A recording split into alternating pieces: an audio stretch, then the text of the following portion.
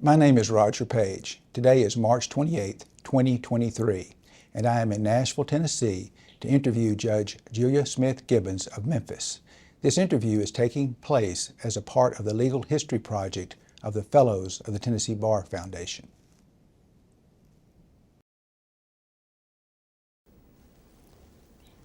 Good morning, Judge Gibbons.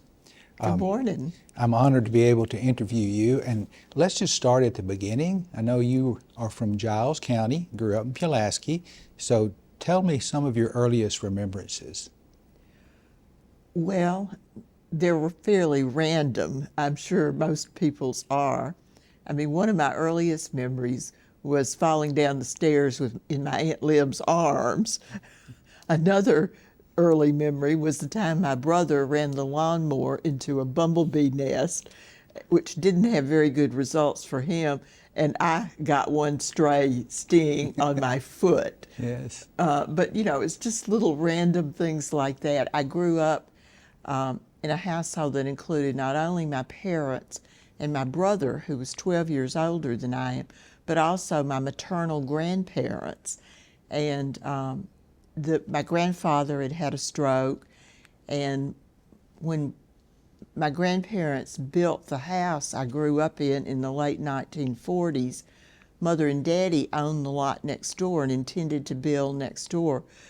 But the building next door never happened because as Granny and Granddaddy required more care, and also probably my parents were, you know, small town school teachers, and probably finances were tough. Ultimately, the lot next door was sold, and we remained in the house with my grandparents. What were your grandparents' names?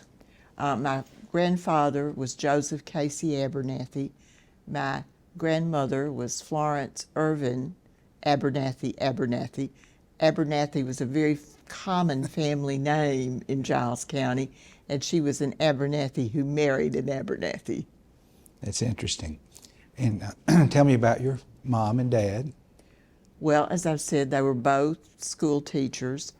Mother taught elementary school in her earlier years as a teacher, and then, or at least in part of her earlier years, she may have started out in high school at a very small school and then was teaching elementary school by the time my brother was in elementary school. And then by the time I came along, she was teaching high school math, algebra. Okay. And what about your father? I think he was also a teacher, Daddy coach. was a teacher, a coach, a principal. He taught, when he was in the classroom, he taught shop and mechanical drawing.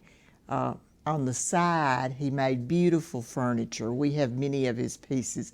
And then from the time I was about 2 until his retirement, he worked in Tullahoma, Tennessee, and commuted. Tullahoma's about 55 miles from Pulaski, so he didn't commute every day, but he would be home on weekends and usually on Wednesday night. And he ran a vocational education program there where high school students were placed in businesses throughout the town. Tullahoma had a city school system and offered a little bit higher pay than Giles County did. They had, I don't know that I can remember the exact name of it, but they had a facility there that was a military-related facility, the Arnold Engineering Development Center or something like that. I think I'm garbling the name, but that was why Daddy made the switch to teach in Tullahoma, because of the higher pay scale. Yeah. Pulaski's in Giles County in southern Middle Tennessee. Right, and Tullahoma's in Coffee County. Okay. How big a county is Giles County, and how big is the city of Pulaski? Well, roughly low 20,000, 22,000 people. The town had between 7,500 and 8,000 people when I was a child, and now Martin College, which was the longtime Methodist college there, has recently become a part of the UT system, is now UT Southern. and that may spark a bit of growth for the town, but it's been pretty stagnant in terms of size during my lifetime. Well, did you have any lawyers in the family that inspired you to go to law school? No, I didn't have any lawyers that inspired me to go to law school. There was one lawyer in the family, an uncle who was the husband of one of Mother's sisters, David Cheatham, and he was a lawyer, but I didn't, and two of his sons became lawyers, but I don't think that Uncle David was an inspiration to me. I think I got to law on my own. I just never talked about the law with him. It was... Well, we've talked about your mom and dad, and your brother is 12 years older. Now, what was his occupation? And tell us about that relationship. Well, I thought my brother was perfect when I was a child. It was only later that I realized he was probably as human as the rest of us, but we were always close. He had a PhD in history and also a divinity degree, and he was both in academia at some points and active clergy in the United Methodist Church at other points. He was probably clergy more than in academia, but he did both. And we were always close despite the age gap. You know, I can relate to that. I have a little sister 11 years younger than I am, so have something usual. Oh, what about politics? Did anyone in your family engage in politics at all? Oh gosh, they were ardent Democrats. You didn't have to say that. That's okay. No, they were, and there are a couple of kind of funny stories about that, given the way my judicial career came about. Well, go ahead and tell us about those. Well, you know, I was appointed by Lamar Alexander to the state court, which was my initial judgeship, and I was working on Governor Alexander's staff at the time. Right. And I always told people that my mother was proud I was a judge, but embarrassed at how I became one. And she never said she was embarrassed, but the fact of the matter was, I mean, you know, and then I was appointed to federal judgeships by two different Republican presidents. And that was just not a natural for my mother. And some other members of my family did vote for Lamar Alexander and Howard Baker, whom they thought were, you know, good government types of folks, but not my mother. And in 1982, when he was running for re-election, I was somewhere where Governor Alexander was, and he said to me, "Julia, I bet even your mother will vote for me this year." And I just couldn't tell him, but she had a bumper sticker on the family car for his opponent. That's funny. Let's talk about your elementary school, junior high, and high school a little bit.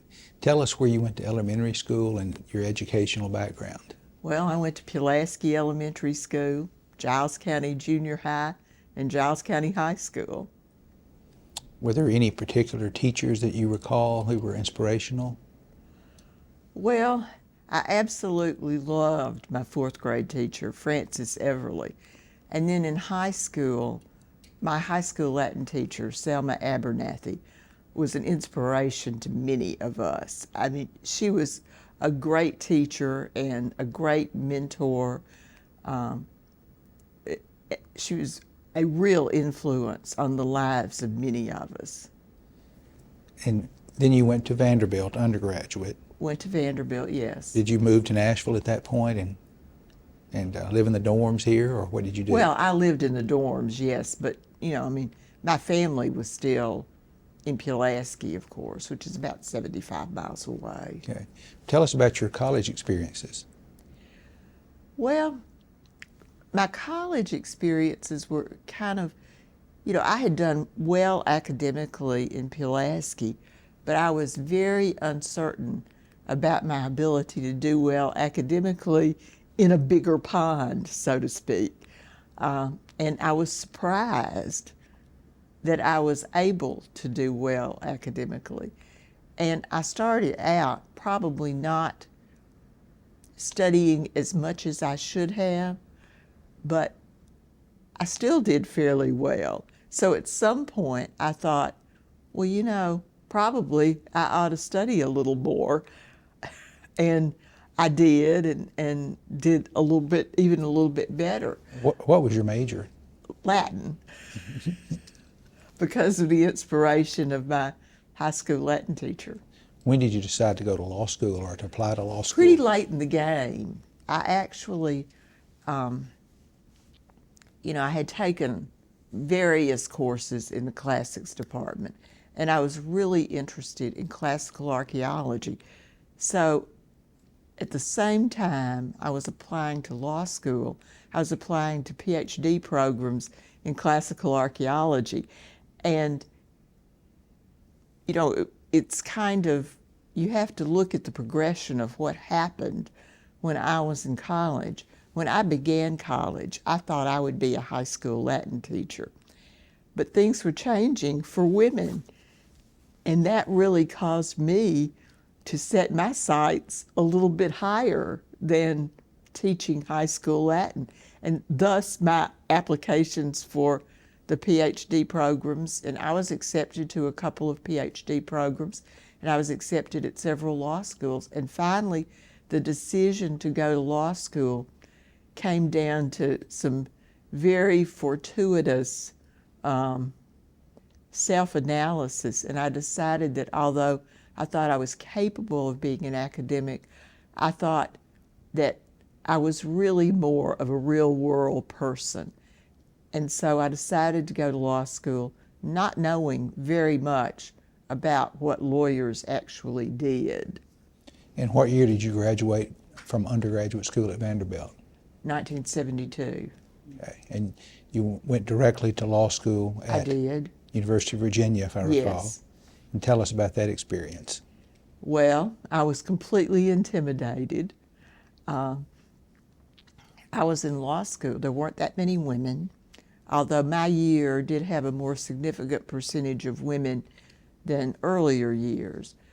And there were lots of older men who had fought in Vietnam and who had come back, and many of them had families and spouses and families, and they were just at a far different place in life, and their life experiences were so much greater than this young woman from Pulaski, Tennessee. And frankly, Vanderbilt didn't seem to have done a great deal to have increased my level of sophistication or confidence. Yeah. And so I can remember being terribly intimidated and terribly, just feeling terribly lost in that environment. Well, I'm assuming like most law schools, it was on semesters, correct? Yes. And you took the exams before Christmas that first year. As far as I can remember, yes. And just waiting to see how the grades were. Yes. Were you pleasantly surprised with I those was. grades? Okay. And at some point you I was always academically scared after I left Pulaski. I mean, I never expected to do as well as I did. Well, at some point, I think you went to Vanderbilt Law School for a little while. Tell us about that. Well, my husband, Bill, and I were college sweethearts, but graduation time came, and he had not asked me to marry him. And I thought, well, I'm certainly not. And he was staying in Nashville for a year to work before he went to law school. And I thought, well, I'm certainly not going to stay in Nashville if Bill Gibbons has not asked me to marry him. But I didn't want to go to a northern law school. I didn't want to get too far away geographically. And Virginia offered me the best package financially and was far away, but not so far that I couldn't get in the car and drive back to Nashville, or that he couldn't get in the car and drive to Charlottesville. And so I went to Virginia, and the first time I went home, which was maybe 6 weeks into the academic year, he decided it was time to propose. But we'll talk more about Bill later, but I do want to ask this. Now, he's not from Middle Tennessee. Where is he from? Well, he grew up, he lived in Arkansas till he was 14, and then he and his mother moved to Memphis. His father was not in the picture by that time. Okay. So he went he went to undergraduate school at Vanderbilt also. Yes. So when did you first meet? We met in a class. We were both trying to satisfy our math requirement in the most painless way possible. So we were in the math class that people who didn't expect to take any more math ever chose. And we had assigned seats in that class. It was a big class. And he spotted me and asked the girl sitting next to me to change seats with him. And she did. And it took him several months after that to ask me out, but I knew from the moment he changed seats that he would eventually ask me out. Yeah. And oddly enough, the person with whom he changed seats was Leslie Maddox, who later was general counsel at Tennessee Tech in Cookeville. She grew up in Cookeville. And her son, John Rader, later interned for me. It took me most of his internship to figure out who his mother was and that she had been the person who changed seats with Bill in that freshman class. So you took some law classes at Vanderbilt also, or did you not? Oh, I did after. I got lost in explaining all this. Okay. Bill and I married the summer after my first year in law school, and I learned that I had graded onto law review at Virginia. And at Vanderbilt, you couldn't grade onto law review. You had to write your way onto law review. And I didn't want to get married and then immediately go into a writing competition to be on law review. And I really wanted my Virginia degree anyway and wanted to take advantage of the having graded onto law review. So I worked it out. Virginia was agreeable to my attending Vanderbilt for my second year of law school.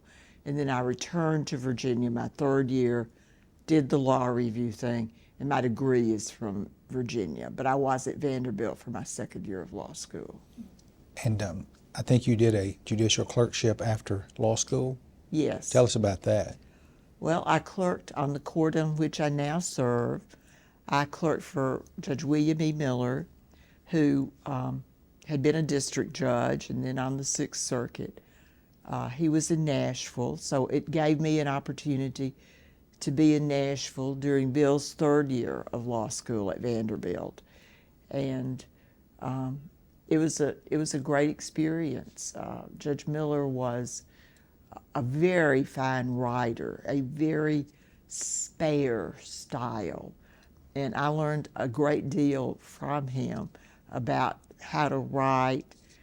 He was pretty remote from his law clerks, which is a little different from the style I've always tried to have. I've always wanted the chambers to be a lot more informal.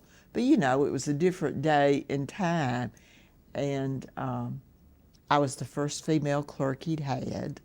I think that was perhaps a little bit uncomfortable for him. He was not used to working with women in a professional capacity. Were there two clerks at the time? Yes. Okay, so your co-clerk was a male at the time? Yes.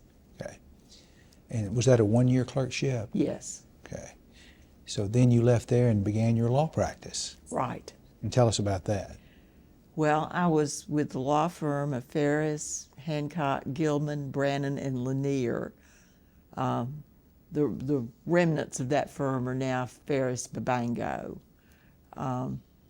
And the firm did some business work, but mostly litigation.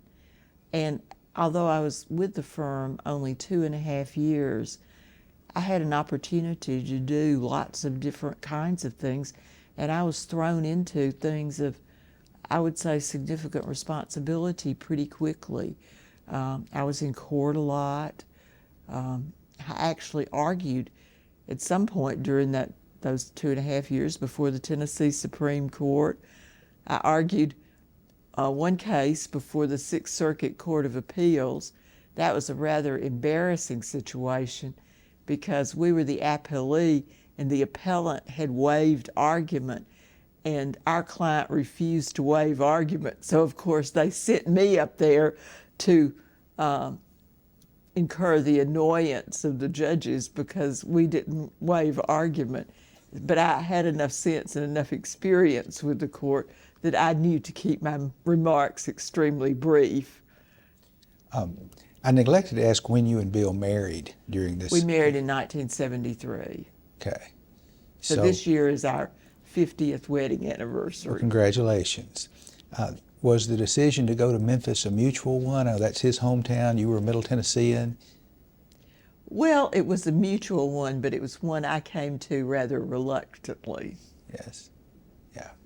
So you've been a resident of Shelby County now for 50 years, I guess. Yes. And you know, I was won over pretty quickly after we moved to Memphis. Yeah.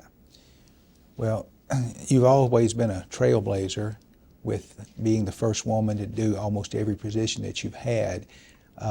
How's that felt over the years? I think the way it felt initially was that I had so much on my shoulders. I'll probably cry when I say this, but I felt like I had to do well because I knew if I didn't, other women wouldn't have those opportunities. Right. And so I felt that very acutely. But the saving grace was that somehow I was always comfortable in the positions I had. It was, when Governor Alexander, I'll tell you how my judgeship, if you want to get to this point. Well, let me ask you before that, and I hesitate to ask this, I guess, and we've all seen this. Were there times when you went to court that you felt like you were mistreated, for want of a better word, for being a woman? I don't know that I was mistreated, but I had little things said to me. I remember a judge who was later one of my state circuit court colleagues said to me when I came in to argue a motion, he says, "Little lady, don't you know we have a rule in this court that all lawyers have to wear a coat and tie?" And he thought it was cute. I, of course, was not so amused. Yeah. Well, now you practiced law, as you said, 2.5 years, and then you went back to Nashville for a while, and you started out on Governor Alexander's staff. Is that correct? That's right. What did you do there at first? Well, I went to do a policy position, but about 2.5 weeks into the administration, Governor Alexander decided it would be a good idea for Bill Koch to go be personnel commissioner. And so I was moved into a legal role in the governor's office, which is what I did for the full 2.5 years. There was some policy work involved, but it was primarily a legal job. Were you and Bill involved in Governor Alexander's 74 campaign? Well, yes. The reason Bill took a year off between undergraduate school and law school was, one, because he needed to earn money, but two, he was the statewide research director for Senator Baker's reelection campaign that year. And he had a similar role in Lamar's campaign in 1974. I was in Charlottesville during the fall of 1974, so my involvement was pretty minimal. But yes, I was supportive of Governor Alexander's candidacy. Of course, if I recall, that candidacy was not successful. That's but right. 4 years later, in 1978, he was elected governor. Were you involved in that campaign? Yes, yes. We were both in Memphis practicing law at that time, and we were very much involved. Bill was the county campaign coordinator for Governor Alexander, and I mostly helped with scheduling various things, to some extent for Governor Alexander, but also for his wife, Honey. Okay. And Bill came to Nashville with you, and what was he doing at that time? Well, he was also in the governor's office. Right. In what position, I guess I should He ask. was in a policy position. He was a part of what Governor Alexander called the policy group, which starting out included both Bill and me. I was still a part of that group, even though I was doing mostly legal work. And then Keel Hunt and Louis Levine. Well, I have to ask this question. You indicated that your mother never voted for Governor Alexander, later Senator Alexander, for governor. Did she finally come around and vote for him for senator at some point? I don't think so. I didn't, by that time, I didn't ask her and we didn't talk about it, but. That's interesting. Mother was just, Mother didn't deviate very much from her course. Now, various other members of my family were supportive of Governor Alexander's political career. My brother and sister-in-law had both been at Vanderbilt when he was. My sister-in-law was in his graduating class, and they were more supportive. My aunt, who lived with us after she retired from the American Red Cross, was also was supportive of Lamar's candidacy at various times, but not my mother. Well, you indicated that you went into a legal role in the office after a few months. Tell us about that. What was it exactly? Well, initially, and this proved to be kind of important later in my career, we can talk about that, but initially there was a lot of concern about all the various pardons and commutations that Governor Blanton had issued on his way out.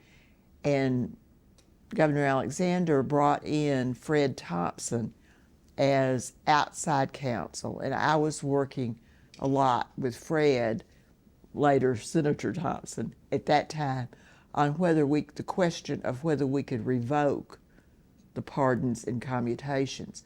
But there's a fair amount of other legal work that goes on in a governor's office. There are the obviously legal things like contracts that he executes on behalf of the state, like recommendations from the parole board, overtly legal things. And then there are things that relate to legislation. And one of my big tasks was coordinating the assembly of the governor's legislative package. We would send out a memo to all the departments and ask them for input as to what legislation they would like to see the administration go forward with. And then there's a whole process of monitoring what's introduced in the legislature that's not administration legislation and determining whether the administration should take a position on that. And I was the person responsible for coordinating both, putting together our legislative package and the review package. And then I was also responsible for reviewing the bills that were passed and sitting down with the governor and making a recommendation about whether he should sign the legislation or not. And then if he was going to let something become law without his signature, or if he was going to veto something, I would usually work with him on the veto message, or sometimes he'd do a message if he wasn't signing the bill. Before we leave the topic, I wanted to ask you if you were successful in revoking any of those commutations and pardons. I cannot remember. I honestly cannot remember what finally happened. Well, those of us of a certain age remember that point in Tennessee history very well. Yes, it was a critical point in Tennessee history, but I don't remember what the verdict was on revoking the pardons and commutations. I've wondered why I don't remember that, but I don't. Were you involved at all in Governor Alexander being sworn in early? Did you know about that?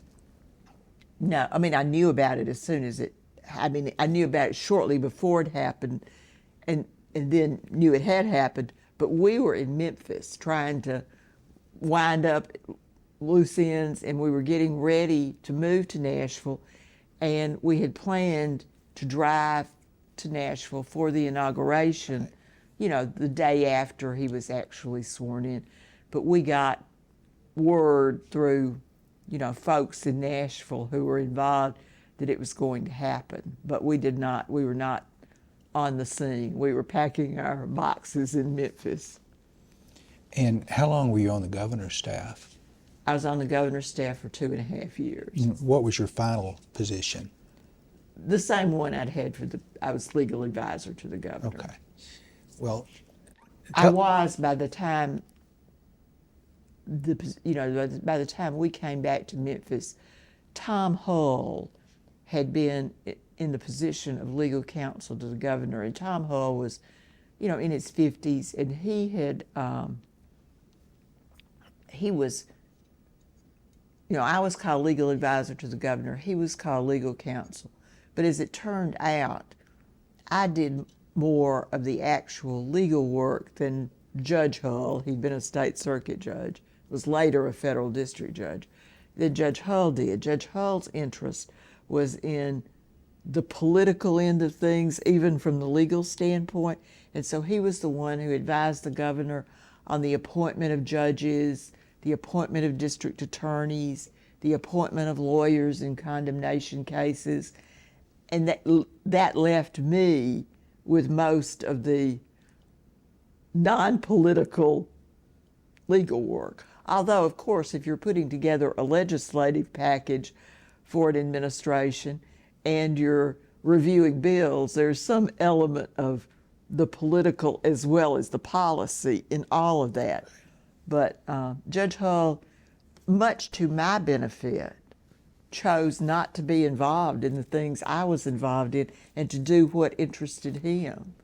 Were there other members of the legal staff besides you and Judge Hull? We had, we had Donna Blackburn, who was not a lawyer, who did a lot of the work with a lot of just the legwork with the parole board recommendations. And we had Debbie Tate, who later, you know, had several notable offices herself, was a law clerk. And I can't remember if Debbie came to work for us full-time before I left or not. But at one point she was also full-time in the governor's office. And of course she was later lots of different things, including, you know, a member of the Federal Communications Commission and the top administrative official for the Supreme Court, and just she had a lot of jobs. But well, when did you first learn that you were under consideration to be appointed to the circuit bench in Shelby County? Well, I'll tell you exactly how it happened. It was totally out of the blue. We had a staff meeting every morning at 8:30, and most mornings the governor came in. I'm going to stop calling him the governor. I've tried hard, but we all called him Lamar, as did most everybody in Tennessee. So I'm going to stop. I've been respectful long enough. Anyway, Lamar came in. Most people would have had a briefcase, but Lamar usually had a box as his briefcase. So he'd come into staff meeting, and he had a box of papers he wanted to talk about. And this morning, one of the things that came out of his box was a letter saying that Friel Hastings on the circuit court in Memphis was going to step back down because of his health.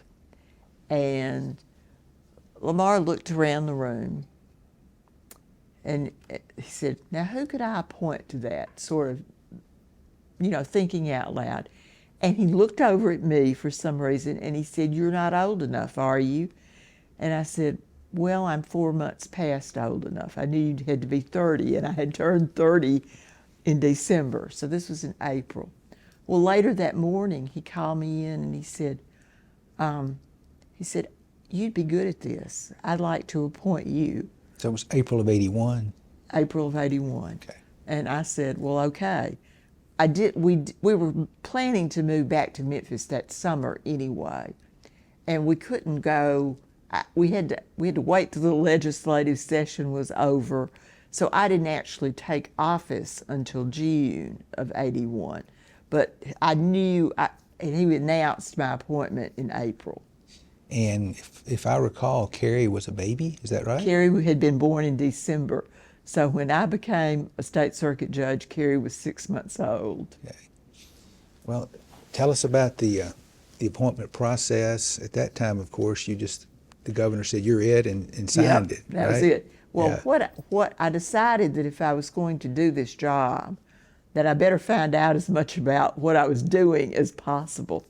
And one of the first things I did, Lamar had appointed Eddie Williams, who was not very much older than I was, to be a state circuit judge in East Tennessee, in Tri-Cities area, in Johnson City.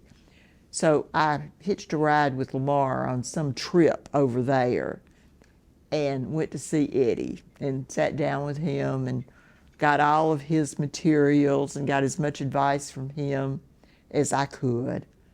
I read as much as I could. And then once we got to Memphis, I went to see the judges who would be my colleagues, and Judge Vorderbrugge, who was at that time kind of the presiding judge for the trial courts in Memphis, was extremely helpful. He passed along to me all of his jury instructions. He told me how he put together a jury instruction. And it was a great method, and I used it the entire time I was a trial judge. He had all the instructions separately, and then when you needed to put the charge together, you just sort of took the parts you needed and arranged them in the proper order, and so they were very, very helpful. And I was coming into a court where it was in their interest that I succeed, because the tradition in that court was that if you got through with your morning docket and you didn't have anything left, you sent around to the other courts to see if there was something waiting to go to trial. So they needed me to be a full participant and somebody who was willing to not only do my own work, but to accept work from others. So it turned out to be an ideal situation for a young judge to walk into. I remember when Butch Childers got the new Division 9, so I'm assuming there were 8 circuit judges at that time. Yes. Do you remember who all was there? Not to put you on the spot, but a few of them anyway. Let me try. Alan Hyers was in Division 1. Yeah. Chuck McPherson was in Division 2. Jim Tharp was in Division 3. Irving Strouch was in Division 4. Shep Wilbon was in Division 5. I was in Division 6. Howard Vorderbrugge was in Division 7. And it'll come to me in a minute. Bill O'Hearn was in Division 8. Thank you. Now, had you had much experience with jury trials as a lawyer? Not much, no. You were thrown right in and learned to do it. Yep. Okay. Of course, you were the first woman on the trial bench in Tennessee, correct? Yes. I mean, I think Sissy Daughtry was on the Court of Criminal Appeals. Yes. You were actually the second woman of a court of record. Is that right? Well, I think I was the first woman in a trial court of record. Right. So, but Sissy had preceded me. Yes. Well, in preparing for this, I looked at our directory this morning, and I think, by my count, there are 49 women now on the trial bench in Tennessee, so you should be very proud of that. Well, I tried my best to pave the way. Well, that's 49 out of 157, which is around 31%, I think, which, of course, is not equal, but it's a lot better than it was in 1982. So you started in June of '81, correct? Mm-hmm, yes. Which meant that you had to run for office in '82 for an 8-year term. Yes. And tell us about that experience. Well, the important thing is I won. Yes. And I got 69% of the vote. Yes. So, a fact of which I'm still pretty proud to this day. And The other thing you might want to know is that we had to hide Carrie. You know, I knew that voters might be ready to vote for a female judge, but I was pretty sure that in 1982 they were not ready to vote for a woman judge who had an 18-month-old. And so basically, you know, I mean, we put on the campaign literature that I had a daughter, but she made no campaign appearances. I think that would be different now, at least I hope so. Well, I hope you wouldn't have to hide your children today, Right. but Yes. Carrie didn't need to be on the campaign trail. We knew a little bit about politics through, you know, Bill knew quite a bit about politics. He'd been very actively involved since he was in high school. I knew a little bit. We had friends who knew about politics, and I had the great good fortune of having worked in a law firm where the senior partner was Bill Ferris, who had recently been state chair of the Democratic Party. So, and Mr. Ferris was on board, and so I was really able, of course the race was nonpartisan. Right. I was really able to get across the board support, and surprisingly enough, to run as the establishment candidate, Right. which, looking back on it, seems like either a great stroke of luck or whatever, but it came together. And if I recall, you had one opponent, I right? had one opponent. We won't go into who that is, but apparently he only got 31% of the vote. Thank you. So you were elected to an 8-year term, Yes. and it was within a year you were appointed to the federal bench, a little bit, something like that? Yes, it was. I went to the federal court a year later. Okay. And tell us about that experience. When did you first find out you might be under consideration for the federal district court? Well, I can't exactly remember when the first rumors started. The first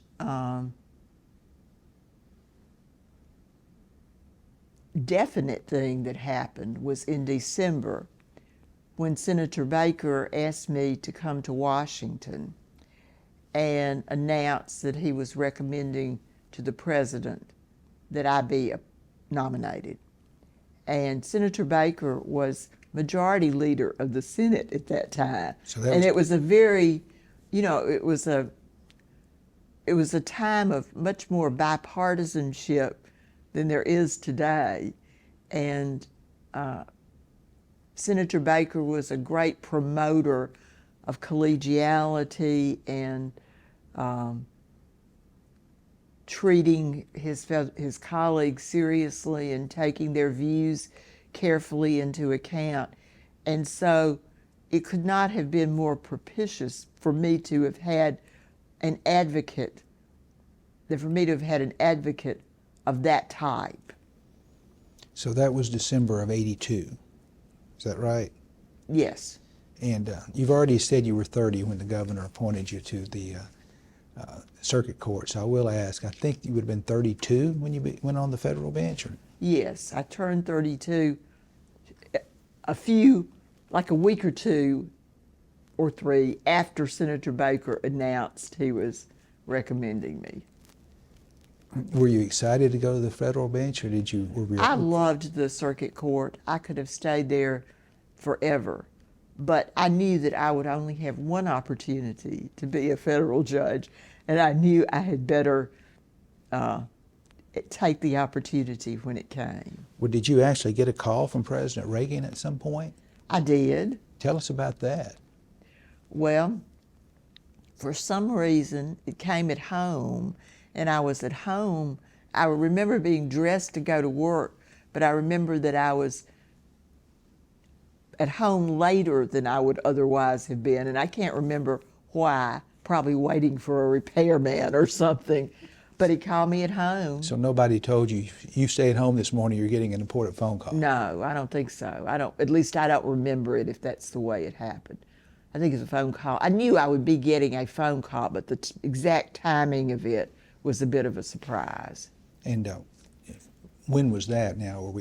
into early '83, or Oh gosh.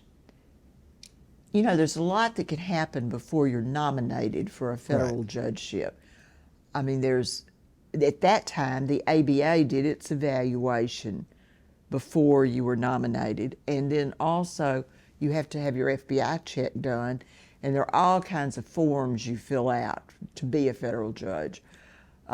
Tax forms, things you fill out. I think I was filling out Senate forms before I was even nominated, although maybe not. But anyway, so all of that had to happen.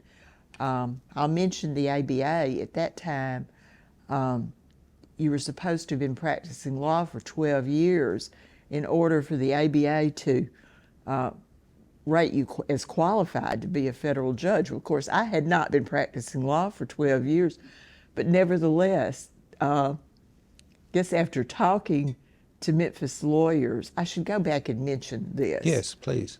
The Memphis bar was absolutely appalled when the governor appointed me, appalled that he had appointed this young woman. And some of them said so in the newspaper. But one good thing about lawyers is that they are pretty objective and they're trained to approach things objectively. And once they found out I was going to be okay, they were very supportive. I mean, I was endorsed by the bar in my reelection effort on the circuit court, and they said good things about me when the ABA came knocking. And so the ABA waived its years of experience qualification requirement and deemed me qualified to be a federal judge, which is is a very good and important thing to have happened. I don't want to leave this phone call from the president. Tell me exactly what happened. Well, he said, I'd like to nominate you. And I said, I'd be honored to be nominated. That's about it. He didn't spend a long time with me. So you think 2 or 3 minutes? I think max. I don't believe the phone call lasted 2 minutes. Well, it had to be an honor just to talk to the president. Well, it was. Yeah. And so you were at home in Memphis when that happened? I was. Was Bill with you when he No. called? So you were home alone with Carrie, your daughter? I don't know that I was home alone. The housekeeper whoever was taking care of Carrie at the time may have been there. But I remember what I was wearing. I remember the suit I had on. And I remember that I was sitting on our bed. And that's about the sum and substance of my recollection. Who were the individuals that you called first to let them know you had that I phone have no call? idea. Okay. Presumably Bill. Yeah. And I'm sure your parents were very proud of you. Well, yes, I used to tell people, though, that while my mother was proud that I was a federal judge, she was embarrassed at how I became one. And she never said she was embarrassed at how I became one. By that time, she'd zipped her lip. But I knew how she felt. Of course, I clerked for you in 1984 and 85, and I remember you talking about the Sunday evening planning sessions with you and Bill as to who was doing what with Carrie that week and everything else. So I'm going to talk, I know Bill was on the city council. Bill was elected to the city council the same year I went to the district court. Yes, and he was also the elected district attorney of Shelby County. He was appointed and then initially to elected. that position and then was elected a couple of times. Yeah, and of course he was on Governor Haslam's commission, or he was Well, one he of the was the commissioners. Commissioner of Safety and Homeland Security. Yes, yes. So you've always had somewhat of a partnership, I would call it. Is that right? I would say so. We've always figured it out, and we've always both contributed, to doing everything that had to be done. Our son was born. I may be getting ahead of myself, but It's okay. Our son was born in 1986. After I became a federal judge. And so we had 2 children, and Bill, the time while Bill was on the council and on the county commission, he was a full-time practicing lawyer. And so the demands on our time were just always great. And we did have to plan very carefully. We had days of the week that I could stay late at the office and days of the week that he could stay late at the office. And we both always had, the district court is really hard. I mean, there is so much work in the district court, and he had a lot going on too. Yeah. So Carrie is about 6 years older than Will, is that correct? 5.5, yes. Okay. What did you do about daycare? If I remember, I think you had some people who helped you at home. Most of the time, we had full-time help at home. There was a brief period when Carrie was in daycare, but that was not for, I mean, it's maybe 6 months or something like that. Well, let me ask you, what is Carrie doing now? Well, Carrie has a PhD in art history, and she's in a tenure-track faculty position at the University of North Texas in Denton, Texas. Okay. And Will She's married. Yes, and Will is a lawyer. Will is a lawyer. He's with the city, and he was in the city attorney's office, but he's now in the Department of Public Works, and he's in a position called something like the Chief Code Enforcement Prosecutor or something. He appears in environmental court and is involved in not only code violations, but some other larger things, like he's been involved with the 100 North Main building and what's to be done about that, and he was involved in the recent litigation about the Pepper Tree Apartments, not as the lead counsel, but involved. Now, Carrie's name is Rebecca Carey, right? Yes. How did you decide to call her by her middle name? Is that always the intention? Well, yes, it was always the intention.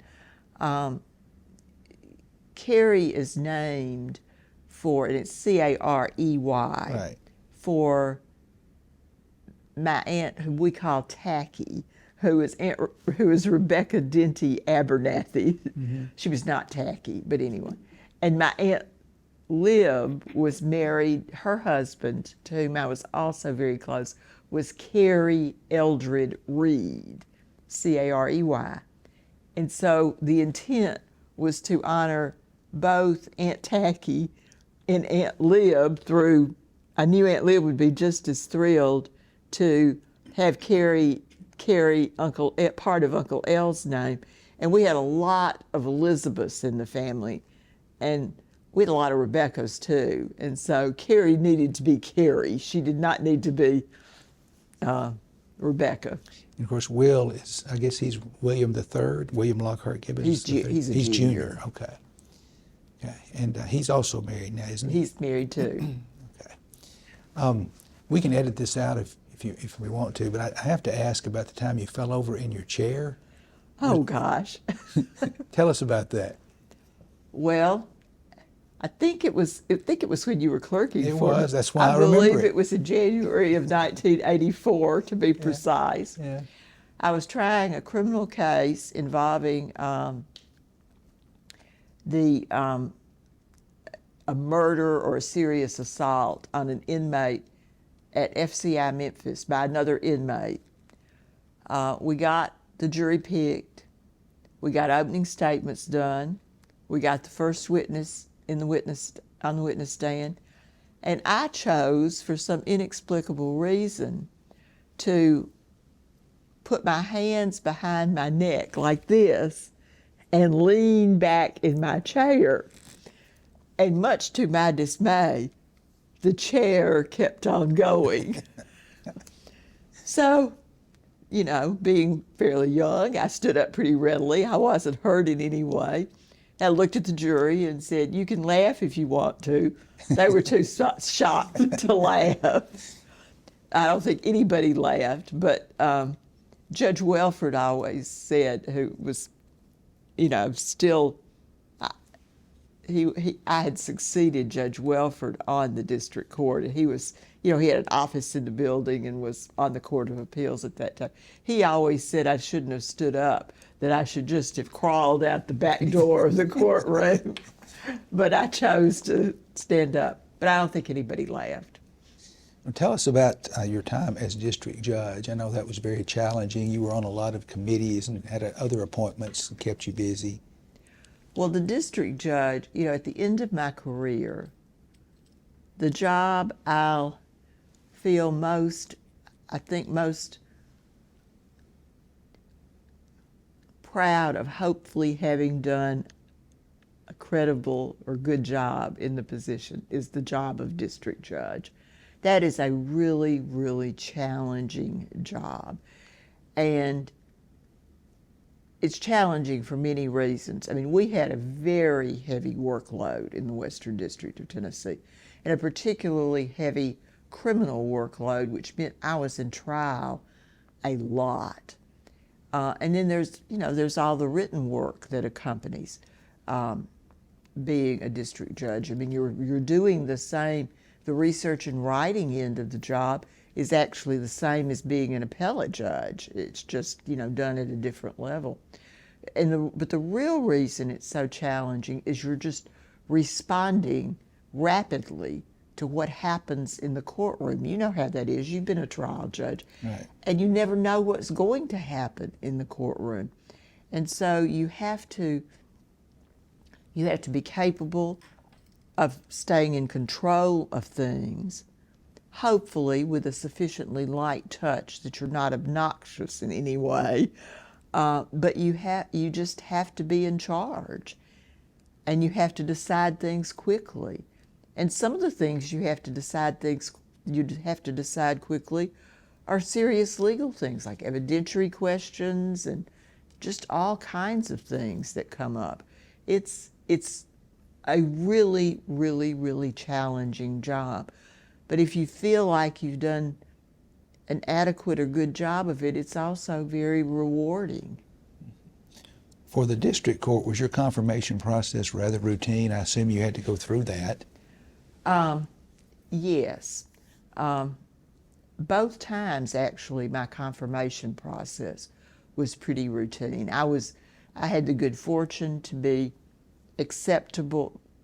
When I went on the district court, nobody was even talking about ideology for judges. I mean, that was just not a factor. I was sent down to meet with someone in the Department of Justice, sent down by Senator Baker, and he looked at me and he said, well, he said, you're real young. I just wanted to know if you were normal. And I proved to be normal. Yeah. And that was, no one asked me any question about ideology. It just was not a factor. And by the time I went to the Court of Appeals, ideology had taken, more of a role. I was very fortunate in that I was acceptable across the political spectrum. And, some of I actually there was a stalemate on hearings for Sixth Circuit nominees arising out of a fuss in prior administrations. And I had some help of Democrats in Tennessee in getting me a hearing. Democrats were in the majority in the Senate at that time. So anyway, I seem to have, I'm actually a believer in judges keeping an open mind and not presenting themselves as having an identifiable ideology. I mean, we all have certain inclinations about things just based on who we are, how we grew up, how we think, but I never wanted to label myself. Yeah. What are some of the differences that you recognize between being a state trial judge and a federal trial judge? Well, of course, I had criminal jurisdiction in the federal court. And in the state court, we had very, very limited criminal jurisdiction, which we really rarely had a chance to exercise. I mean, appeals from juvenile court could have been taken to us, but I don't think I saw a single one of those in state court. Theoretically, circuit judges throughout most of the state do have criminal jurisdiction, but because we have the specialized criminal courts in Memphis and other, urban areas, I did not have any meaningful criminal jurisdiction.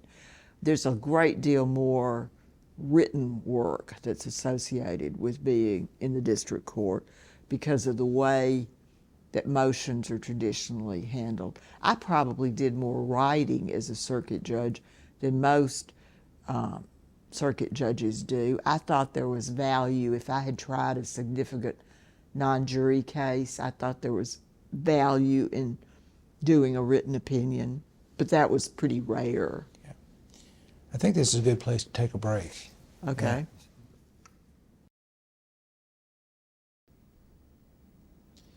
Judge Gibbons, we haven't talked about all the committees that you worked on as a district judge, and I know also as a Court of Appeals judge, but tell us about some of that work. In about 1990, I was appointed to the Judicial Resources Committee of the Judicial Conference. And the way the Judicial Conference of the United States works is the Chief Justice presides over the Judicial Conference, and he appoints not only the chairs of the committees, but all the members.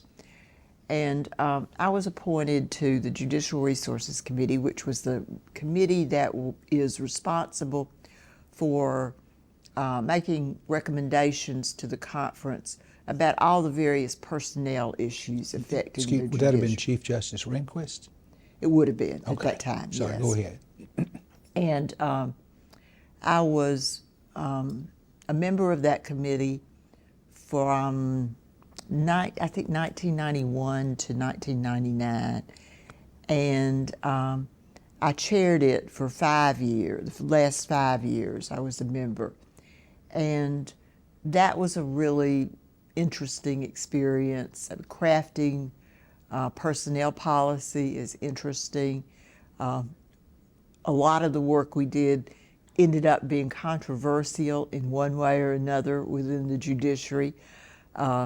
Whether it was judges wanting a pay raise for their secretaries, or whether it was court reporters who wanted a change in the way they were compensated. All of these issues got to be sticky pretty easily. And as chair, I spent a lot of time speaking to various groups within the judiciary. I attended the meetings of the Judicial Conference and had to speak if we had an item that was on the discussion calendar.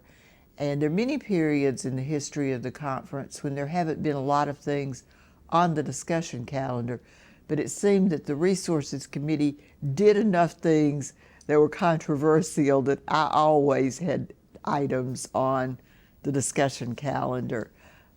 It was interesting work, and I learned something about myself in that job.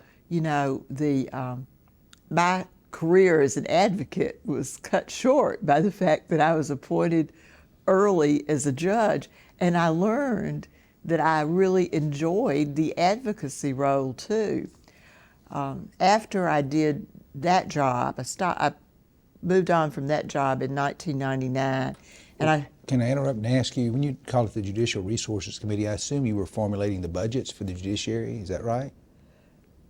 Later I was chair of the Budget Committee. So it's a different committee, okay. Different committee. Okay. I had the good fortune to be appointed to the panel on multi-district litigation, served on that for a couple of years, but then my service on that panel was truncated because I was appointed to the Budget Committee, and about a year later became its chair and chaired the Budget Committee for 13 years. And in that job, not only was I advocating before the conference if there was an issue that came up that was where there was controversy or it was on the discussion calendar. I was also testifying before Congress regularly on behalf of the judiciary. So I was the principal advocate for the judiciary on budget matters before Congress. Well, let me back up to the Judicial Resources Committee. I understand that you had a certain amount of money appropriated and this committee decided where it went. Is that the way it worked? It was less that than it was deciding things like could chief judges get an extra law clerk? Gotcha. Or how are we going to allocate pro se law clerks to particular districts? It was less about the money than the policy decisions about the personnel issues. Okay. And go ahead now. You were talking about the Budget Committee. And Well, anyway, I testified before Congress on behalf of the judiciary, and again I found that I really enjoyed the advocacy work. So I think that if I had if I'd been an advocate, I think I would have found a career as an advocate, being a lawyer, a rewarding one too. Did the committee work give you an opportunity to meet other federal judges? Met federal judges across the country. Another very rewarding part of that, traveled a lot. I mean, particularly when I was chair of the Budget Committee, you know, everybody wanted me to come talk about whatever. And I was away from my office almost a third of the work days. So it was always a scramble to get everything done, but it was very rewarding. How many conferences a year do the federal judges have? Well, we usually have a circuit conference, and then the Judicial Conference of the United States meets twice a year, and the Judicial Conference of the United States is, you know, it's a meeting. It's not, I mean, there are a couple of social activities associated with it, but it meets. When we talk about judicial conferences within the circuits, we're talking about something that's more like CLE for judges and lawyers with some social activities thrown in. So the word conference is used in several different ways within the federal judiciary. You kind of just have to know the lingo and what you're talking about. Well, we've talked about your years as district judge, but the appointment for the Sixth Circuit came in 2002, I think. Is that right? Yes. Tell us about that process. Well, my first two judicial jobs came to me without my seeking them at all. I did one thing to seek appointment to the Court of Appeals. And first I ought to say I loved being a district judge. The only reason I wanted to make a change was that because I became a judge so young, and because in the federal system, in order to get the great benefit of the federal judiciary in terms of your retirement situation, is you have to serve till you're 65. So I knew that I had a fair number more years, and I wasn't tired of the district court work, but I was a little bit tired of having every day of my life so fully scheduled. I wanted the leisure of coming in and deciding what I worked on rather than coming in and having to be on the bench in 5 minutes for X, you know. And so I did have an affirmative desire to move to the Sixth Circuit. And I did one thing. I called Senator Thompson, who at that time was our senior senator, and said, I'd like to be considered. And he said, you'd be great. And of course, the way I knew Senator Thompson was going back to the early time with Lamar when he was the outside counsel, and we had been working together on trying to figure out what to do about those pardons and commutations. So it was a happenstance. And looking back on it, it is so, you think about how important things that happened to me early in my career were later on. And Senator Thompson became my advocate and stuck with me throughout the process. And you talked earlier about it was a little bit more difficult, I guess, in 2002 than it was in '83 as far as partisanship. Tell me about that. Well, there was some fuss, I can't remember the details, but about what had happened during the prior administration. And so the Democrats didn't want to give any Sixth Circuit nominees hearings. And finally, Senator Thompson was, as had been the tradition with Tennessee senators at that time, was good at bipartisanship. And he set to work on getting Senator Leahy, who was then chair of the Judiciary Committee, to give me a hearing.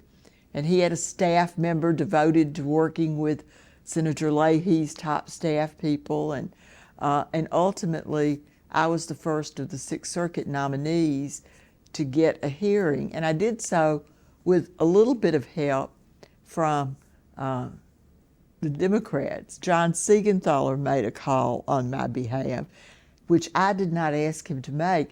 I believe, if I had to guess, I believe that Gil Merritt on my court might have had, Judge Merritt died just within the last little bit over a year. And I believe Judge Merritt, who had a close friendship with John Siegenthaler, asked John Siegenthaler.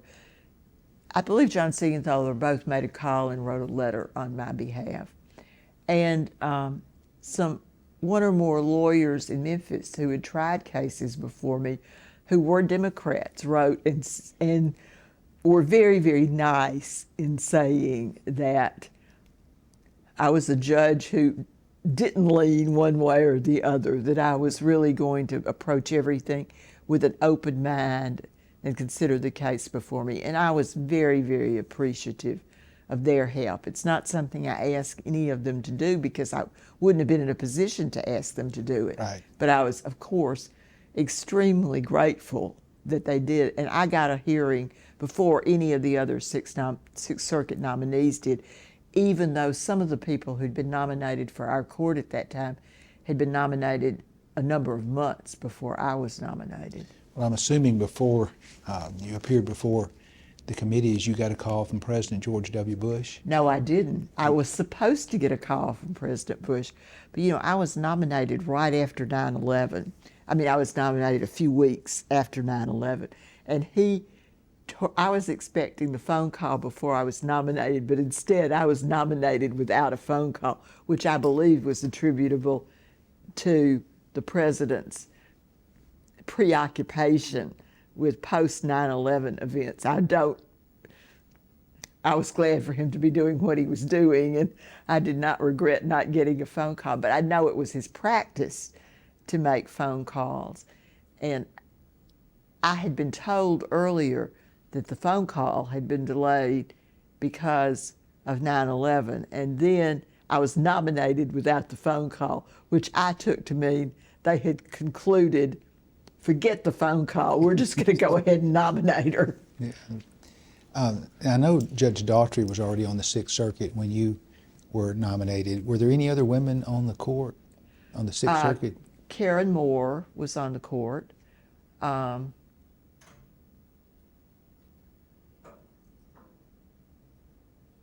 trying to think if there was anybody else who preceded me. So there were 3 out of how many members? 16 active members. Oh, Cornelia Kennedy was still senior at that time. Okay.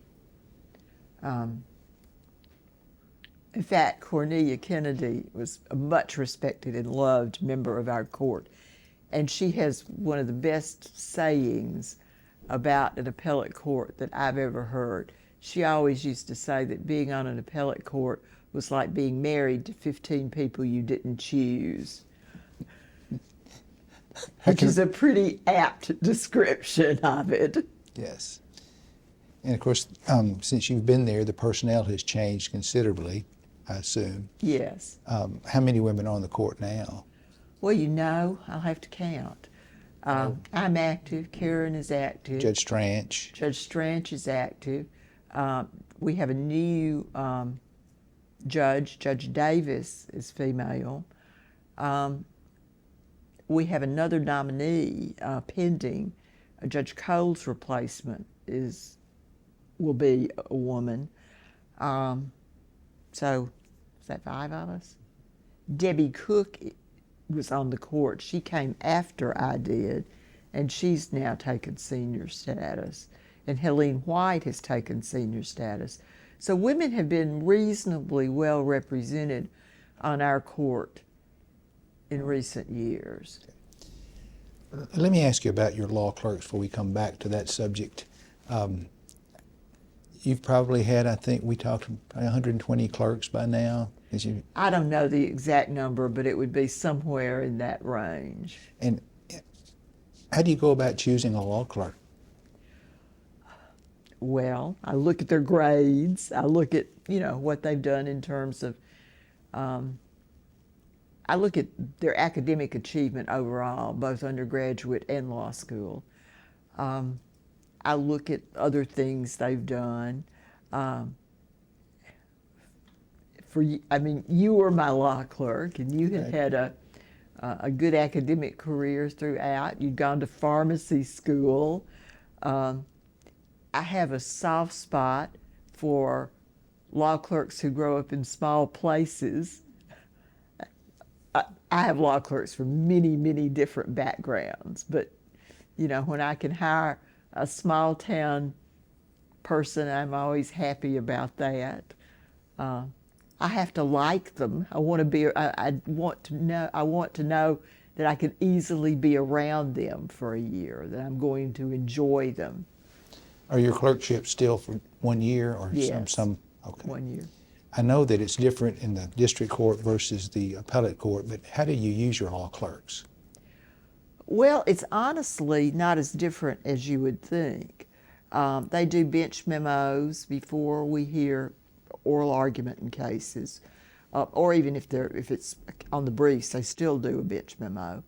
They do the first drafts of most opinions. The only exception to that is if I'm going to dissent and it's going to be short and I have a real definite idea about exactly what I want to say, then I might do it myself just because I think it's easier to do it myself. Similarly, I might do a short, separate concurring opinion myself, but for the most part, they're doing the first drafts. They're busy, and I'm surprised today at how many district judges have their law clerks in the courtroom with them. And I've never had my law clerks in the courtroom with me. I needed to do what my job was, and they needed to do what their job was, which was, doing the drafts of the orders and all the substantive motions. And we were both busy, and I guess I felt like I could handle the courtroom without a law clerk. But I can remember on some occasions you would tell me there's a particularly talented lawyer appearing in here on this motion for summary judgment. You need to come watch this. Yeah, I would try to let the clerks know if there was something that I thought they would benefit from seeing, but it was for their benefit, not for mine. And you sat on the Sixth Circuit Court of Appeals by designation several times as a district judge, didn't you? I think that, yes. I sat pretty much every year. The only year I think I didn't sit with the Court of Appeals for a week was the year I was pregnant with Will, and Judge McRae substituted for me. I regret that we do not use visiting district judges anymore. We don't need them anymore, but I really regret that we don't use them because it's such a good way for the district judges to get to know the Court of Appeals well, and for us to get to know the district judges. And now I'm reviewing the work of district judges I've never seen before. The pandemic is partly responsible for that because we didn't have conferences and all as regularly, but I think that system where the district court did sit with the Court of Appeals usually a week, a year, was really beneficial to everybody. I'm trying to think how to appropriately ask this question, but I've been told that you were the first woman federal judge to have a child while on the bench. Is that true? It's actually not quite true. Okay. I only know of 2 women to have been pregnant as federal judges. Even today, I don't know of anybody else. Yeah. And the other one was pregnant at the same time I was, Ori Evans, who was on the district court in Atlanta. And her baby was born 2 or 3 weeks before Will was. Okay. But I don't know of any women since. So that year would have been 1986. Yeah. I don't know of any pregnant female federal judges since then. Well, I know it's been difficult, I guess, with child care and all that, but let me ask you, what was it like now? I know you go to Cincinnati a certain number of times a year and stay 3 or 4 days, and what's it like being there versus being in Memphis? Well, we pack so much into being in Cincinnati that it's kind of, whenever I get to the airport on Friday afternoon, I kind of go, whew, freedom of thought has returned. You don't even have time to think sometimes when you're in Cincinnati. Part of that is because, well, Judge Sutton, our current chief judge in particular, is a big advocate of fitting in as much as he can in the available space. But we've been trending in this way for several years. And so, I mean, we'll have a judges meeting, and we'll have a judges lunch, and we'll have a judges happy hour, and we'll have panel dinners, and there is so much social activity that we're packing, and business too, obviously court meetings, those are business, but we're packing in to such a small amount of time, and we're packing it in while we're still hearing cases. So it's pretty hectic. Do you normally go up on Sunday? Usually we can manage to work it out where we can go up on Monday and then sit Tuesday, Wednesday, Thursday, and Friday. Well, I recall how busy you were as a district judge, and when you became a judge, I think it's fair to say the docket was really behind. Oh, it was terrible. Were you able to catch up on that over the 19 years? Well, we were certainly more current as a court than we were when I became a district judge. We were never not really busy. There's all of this talk within the federal system about the vanishing civil jury trial. Well, they haven't vanished even to this day in the Western District of Tennessee. Those judges still try a lot of cases, both civil and criminal, and we certainly always did. I am convinced that I got more experience and more exposure in 19 years in the district court to more different kinds of things than anyone in another court would have gotten over a comparable period of time. I think it was 19 years going on 30. Yes. And of course, so I've gone from the trial bench to the appellate bench myself, and I know it's almost like having a different job. But I think you've mentioned before you have a lot more autonomy as an appellate judge. Well, you have more autonomy in terms of your time and your time management. You certainly don't have more autonomy you're joined at the hip with all these other judges. So you're working collaboratively with other judges in a way you don't when you're a trial judge. But there have been some incidents around the country with federal judges. Do you feel like that the security is sufficient now? Do you have any comments on that? Well, I hope it's sufficient. Yeah.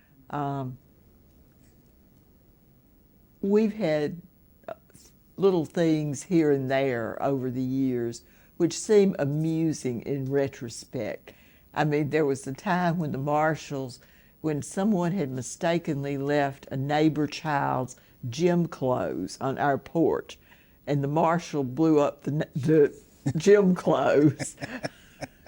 And, and once our son had ordered from Amazon something with wires, and we didn't know he'd ordered anything. He really was not of the age when we would have expected him to be independently ordering things. And we didn't know what it was. And the marshals, upon x-raying that and seeing all the wires, were pretty distressed about it. It turned out, fortunately, before whatever it was destroyed, we figured out how this package had come to be at our house. But the marshals are pretty diligent about our well-being. And of course, things do happen. I mean, the terrible situation where the son of the federal judge was killed at the door upon opening the door. I mean, you just pray that nothing like that will ever happen to you. And the marshals can't be everywhere, and they don't, they're not 24/7 security. Right now, there's a lot of emphasis, and finally some legislation passed that is directed at trying to get judges' personal profiles and information off the internet. And of course, if you're wise and you're a judge, you probably try to be cautious about what's out there. But we all know that anyone can find out where we live through public records if they're diligent in doing so. When you're out in public, do you ever get the dreaded question that all judges dread? Is like, Judge Gibbons, do you remember me? I don't get it anymore. When you were a trial judge. Yes, but when I was a trial judge, I did. I once had 2 incidents. A defendant once came up to me in the airport and hugged me. Didn't know who she was initially. Turned out her gratitude was based on the fact that she had violated the conditions of her supervised release. And rather than revoking her supervised release, I had given her another chance. And she was very grateful for that. And then one time, the fellow checking my luggage was someone who had an employment discrimination case in my court, which I believe he had not prevailed on. As far as writing opinions, how has that changed over your career as far as how you approach the opinions, whether they're longhand, computer, everything like that? Oh, well, when I was in the state court, you had 2 choices. You could write it out in longhand, or you could dictate it to a secretary. And then after you wrote it in longhand, it would be typed on a manual typewriter. In the law firm, we had memory typewriters, which were kind of the beginnings of more automated things, but the circuit court was behind where the law firm had been in terms of equipment. By the time I got to the district court, we had word processors, or at least the judge had a word processor. The law clerks, I think, were still using typewriters, if I'm not mistaken. And we had an old printer that took a minute a page to print. And so when I did the Shelby County jail, the case involving the constitutionality of conditions in the Shelby County jail, and the opinion was like 80 pages. Every time we printed, it took 1 hour and 20 minutes. So we didn't have email until some years after I was in the district court. Certainly it's easier to do our jobs now. And we're all fully automated in terms of filing and everything. Everything's electronic now. Yeah, everything's electronic. When I came to the Court of Appeals, we sent things around, physically. Now everything is handled electronically. We communicate with each other electronically. I mean, we'll still send emails sometimes, but a lot of it's just you enter in the portal what your vote is on a particular matter and send along your edits. And well, I'm assuming, maybe incorrectly, that when you're on a 3-judge panel, that if you're assigned the case at some point, then you send your draft to the other 2? yes, electronically. Electronically, and then how is it discussed? Is it all by email, or do you have a conference call? Well, we've or? conferenced after the argument of all the art. That's how we handle the argued cases. So we have a tentative idea. Well, we know who's going to write the opinion, as long as that person is expected to be in the majority. And we've talked a little bit about it. So we have at least a rudimentary idea of how we ought to get to the result. And I sit down, we conference immediately after argument in person. I then sit down with my clerks immediately so I can remember what the conversation was. And, you know, it can be anything. It can be, you know, I think that you can do a draft opinion pretty much along the lines of the bench memo, or we want to decide the case based on this ground, not that ground, or if we want to get Judge so-and-so's concurrence, here's how you ought to analyze it. So I sort of give them some instructions. I ought to say, while we're talking about law clerks, even although we strayed from that a little bit, I love my law clerks. Having law clerks is one of the most gratifying parts of being a judge, to have bright young people who are so interesting, just to be around all the time. It's just one of the most enjoyable parts of the job. Well, I still remember very well when you called me after interviewing my son Justin and told me how qualified he was, but you're just not old enough for a grand clerk yet. So we ended up clerking for Judge Mays. I called Judge Mays and I said, look, hire Justin. I said, he's good, he's capable, but I just don't want to have a tradition of hiring children of former clerks. Are the oral arguments all back in person now, or are you still using Zoom for some? Well, we are back in person. However, we have a new and different attitude as a result of the pandemic about allowing people to appear remotely if there's some particular reason for them to do that. We're much more, we learned it could be done, and we're much more lenient about it than we were previously. Are there any particular cases from over the years that were of significance to you that you want to talk about at all? You know, I don't know. I'm always reluctant to single out particular cases. I think that it's best for a judge to approach a docket and a group of cases as every case is important, and it's going to get, obviously every case doesn't get the same amount of time, but you want it to have the same quality of consideration. And I think if you start reminiscing, at least publicly, right, about cases, folks can easily get the wrong impression that a case is more important just because memorable stuff happened during that case. Yes. Well, I guess coming toward the end of this, but you know, as we said earlier, you've been a trailblazer, and you've been a judge now for almost, I guess, 40 years, a little more? 42 yes, this year, 40 as a federal judge. Is there any particular advice you'd like to give individuals starting out in the legal profession, both men and women, but especially young women? Well,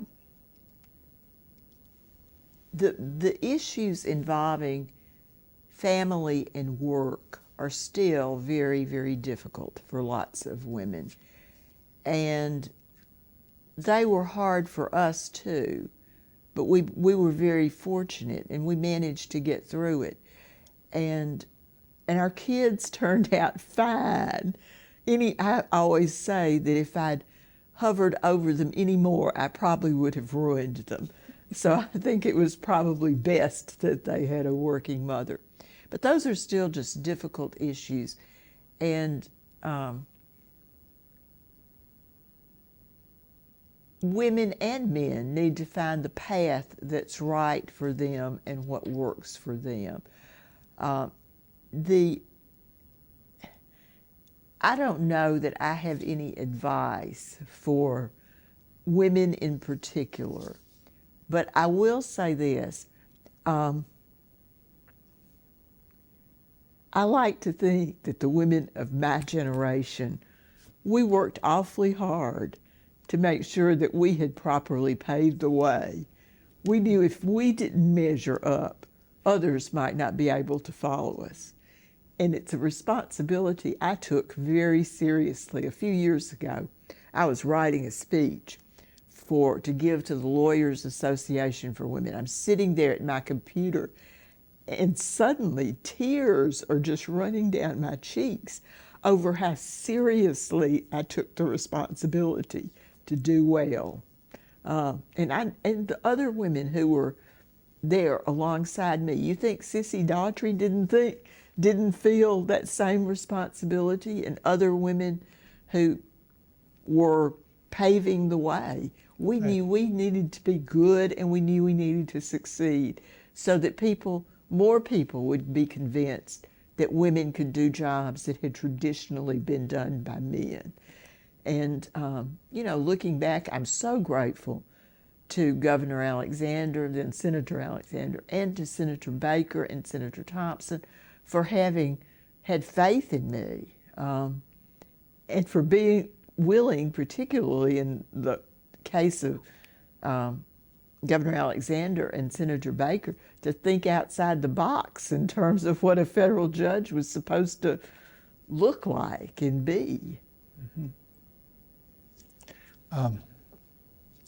What do you do for enjoyment? Do you travel, read, or what? Both. Bill and I are affirmatively trying to travel more. We are hoping to go to Italy in the fall, and we are currently planning a trip, it's kind of a 50th wedding anniversary trip. We were in Vancouver on our 25th wedding anniversary, and we want to go back, so I'm working on that. I read a lot. I'm a pretty eclectic reader, but I read a lot of biography and history. I like autobiography and memoir. I read some fiction. I do not read law-related fiction. It's a rule. But it's pretty, I don't mind. I'm the kind of person who can read all day at work and then go home and read some more. Yeah. So you read mostly nonfiction? Well, a mix.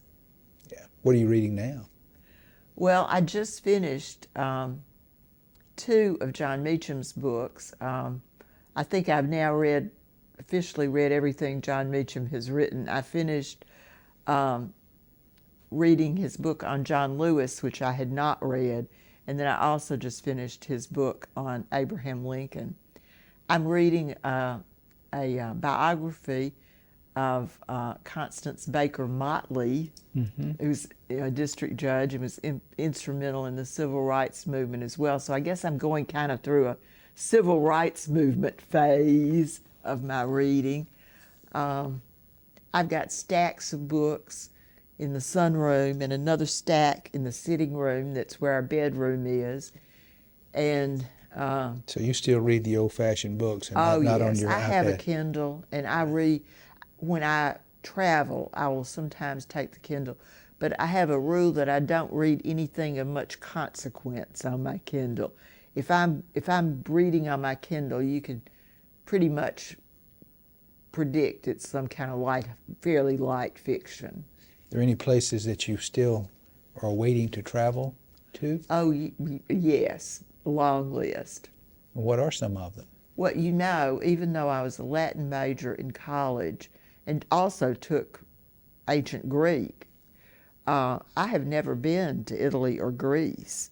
And that I find that strange because I've been to some other unlikely places, but it's sort of been as the trips presented themselves, I've taken them. So that's why we're trying to correct that omission with a trip to Italy and probably go to Greece next year. The other place I really want to go to, I want to go to Africa. I want to see the big animals. Yes. Okay.